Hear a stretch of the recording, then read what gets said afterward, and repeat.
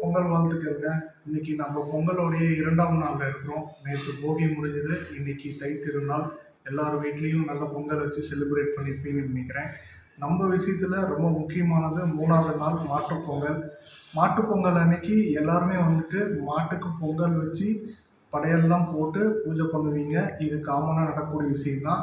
ஆனா பொங்கல் வச்சதுக்கப்புறம் மாட்டுக்கோ, ஆட்டுக்கோ நீங்க அந்த பொங்கல் குடுக்கும்போது அளவுக்கு அதிகமா குடுத்துட்டீங்கன்னா, அங்க அசிடோசிஸ்ங்கிற மாரி ஒரு கண்டிஷன் உருவாகுறதுக்கான வாய்ப்பு இருக்கும். சில சமயம் துரதிர்ஷ்டவசமா சில அனிமல் ஆடோ, மாடோ இறக்கறதுக்கான வாய்ப்புகளும் இதில் வந்து நடந்திருக்கு. முன்னாள்ல இதெல்லாம் நடந்திருக்கு. நாங்க பார்த்துருக்கோம். அதனால நீங்க வந்து பொங்கல் வச்சதுக்கப்புறம், படையல் போட்டதுக்கப்புறம் சும்மா கொஞ்சூண்டு அளவு மட்டும் குடுங்க. அளவுக்கு அதிகமா மீந்து இருக்கிற பொங்கல் எல்லாத்தையும் மாட்டுக்கு குடுக்கணும், இல்ல மாட்டுக்கு குடுத்தே ஆகணுங்கிற கட்டாயத்துல குடுத்தீங்க அப்படின்னா, இந்த மாரி ஒரு விபரீதங்கள் வரத்துக்கு வாய்ப்புகள் இருக்கு. ஏன்னா, அதோடைய உடல் பகுதியில 4 வயிறு புளிச்சு ஏற்படக்கூடிய இந்த அசௌகரியத்துக்கு பேரு தான் வந்துட்டு அமிலத்தன்மையான அசிடோசிஸ்ங்கிறதுங்க.